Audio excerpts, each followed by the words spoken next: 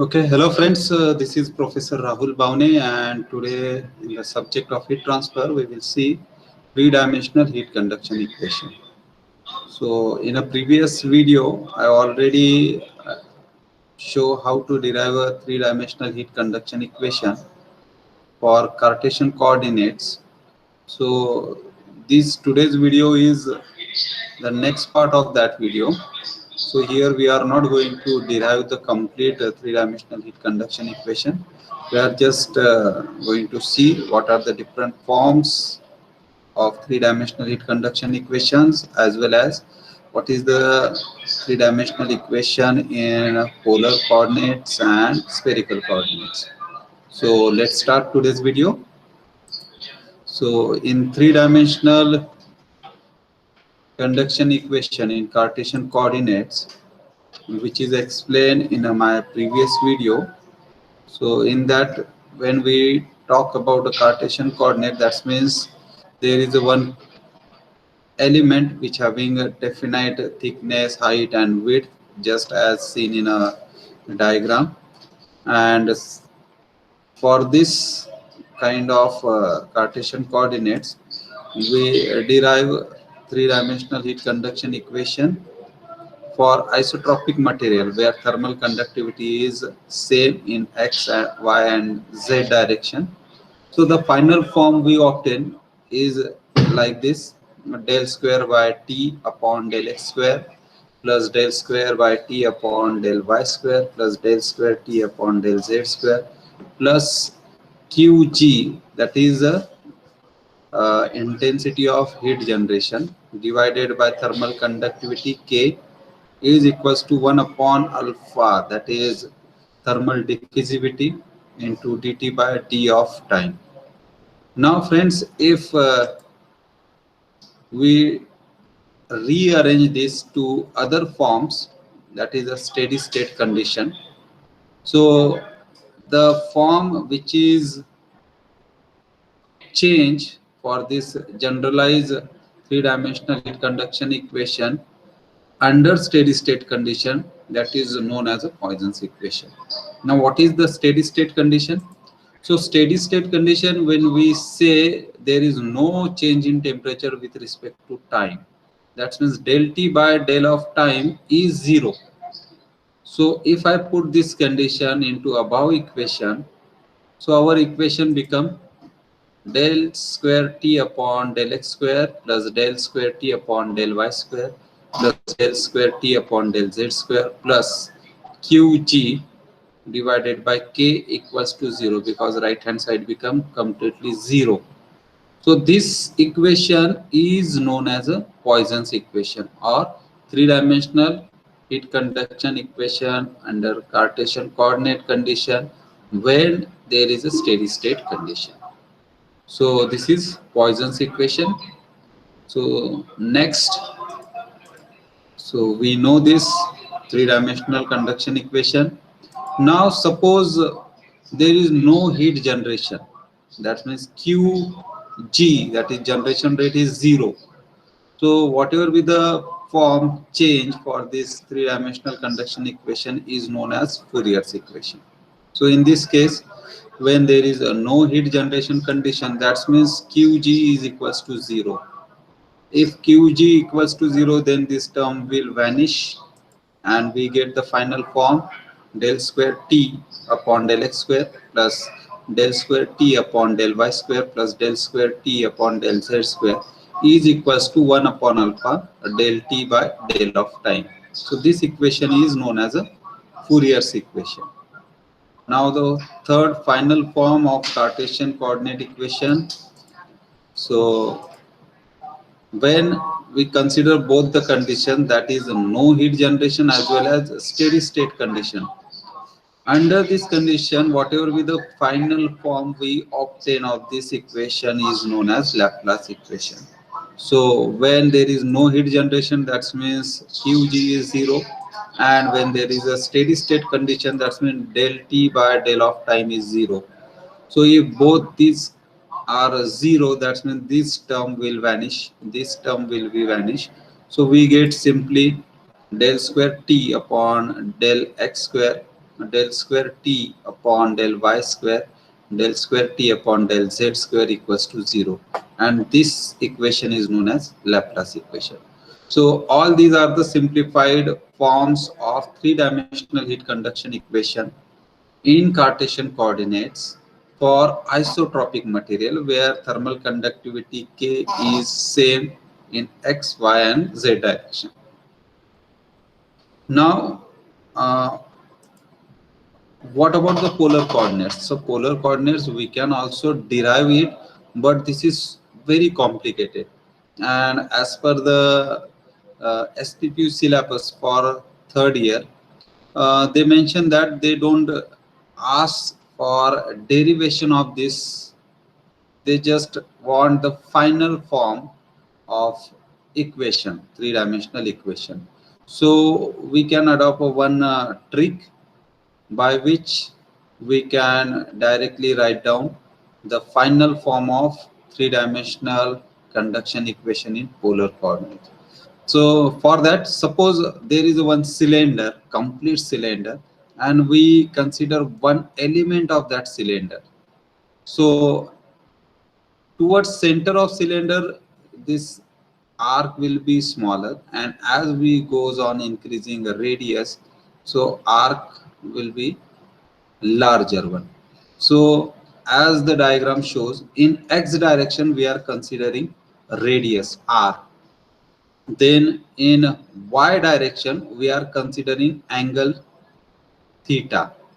So in y direction whatever be the arc increases, so total theta angle will be increased. In z direction we are considering the height of cylinder, so height of this element, so this is simply a thickness. So x direction there is a r radius, y direction there is a angle theta, and z direction there is a thickness, correct? So now let us see how to convert our Cartesian coordinate equation into polar coordinate equation. We know three-dimensional heat conduction equation in Cartesian coordinate, that is del square t upon del x square and all this. Now in this equation, if I break up this equation into two parts, so in each term del square t upon del x square, so it will become del by del x in bracket del t by del x. So likewise we can modify this equation into this form. So our equation become del by del x of del t by del x plus del by del y of del t by del y plus del by del z of del t by del z plus qg upon k thermal conductivity is equals to 1 upon alpha del t by del of time. So this is our form. Now this is the form of Cartesian coordinate equation, correct? Now we have to use it for polar coordinates, so or cylindrical coordinates.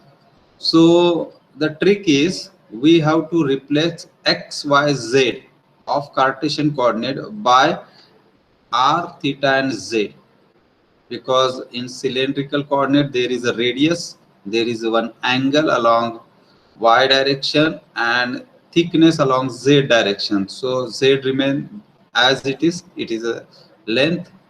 So x we should replace by r, y we should replace by theta, and z will be z. So in this equation we have to change all this notation. Also the factors, in the factors, first factor, that is r upon r, even though it is equals to 1, but we have to consider r upon r. Second factor we have to consider 1 upon r square, and third factor is 1 upon 1. Now whenever we using these factors, so for all these three factors we should remove out all the denominators out of the box and move this numerator inside the box, so inside of this bracket.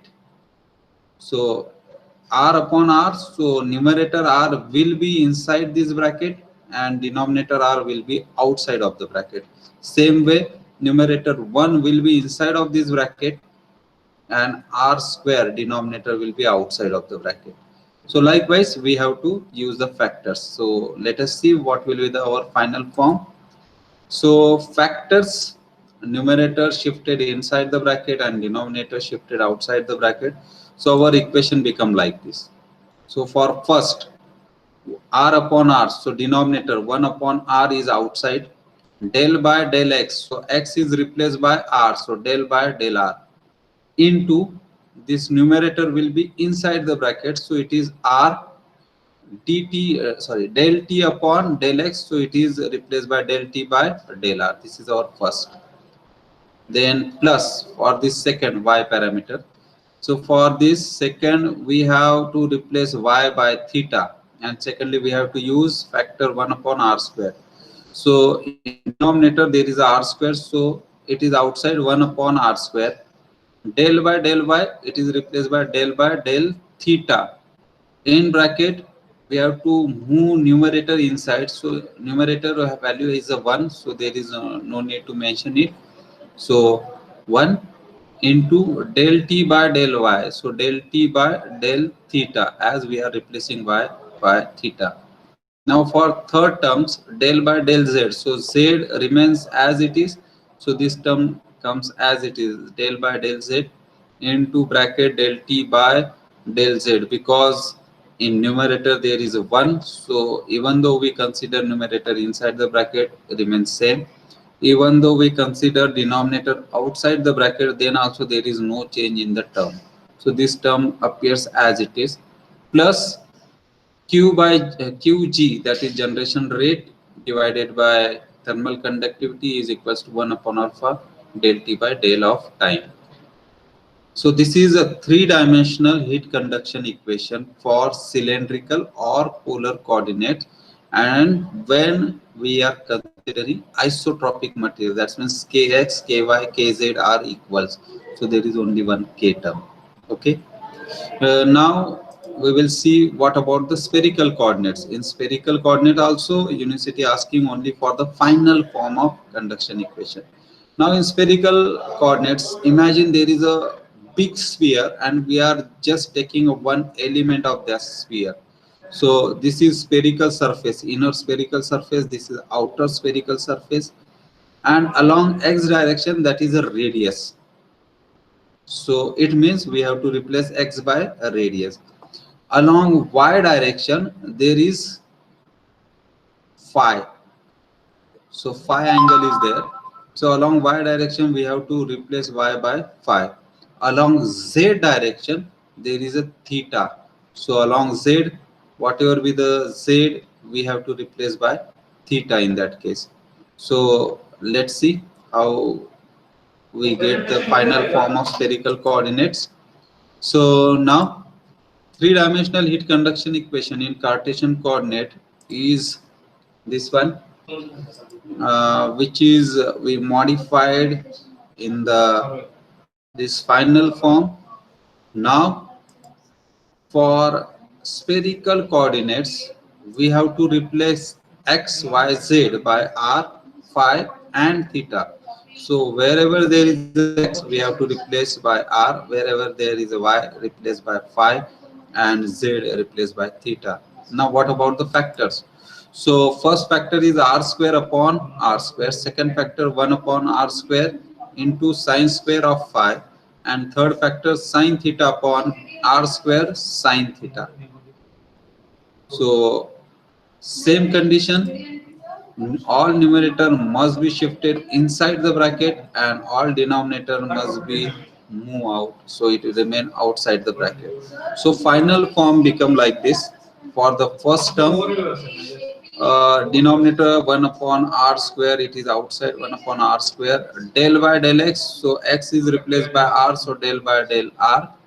Inside the bracket we have to shift this numerator inside, so r square del t by del r, plus for second term we have to shift this denominator outside, so 1 upon r square sine square phi, del y will replace by del of phi into bracket del t by del y, it is replaced by del t by del phi. For third term, plus denominator will be moved out, so 1 upon r square sine theta.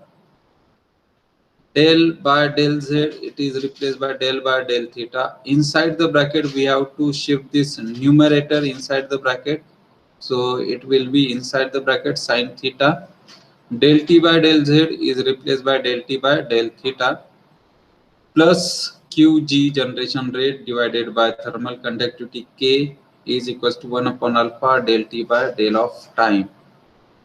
So this is the final form of three-dimensional heat conduction equation under spherical coordinates, where we assume isotropic material, that is having a thermal conductivity equal in x, y and z direction.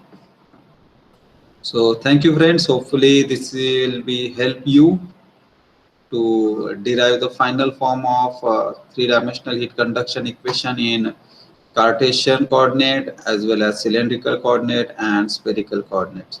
So in next lecture we will see something new topic on heat transfer. Thank you.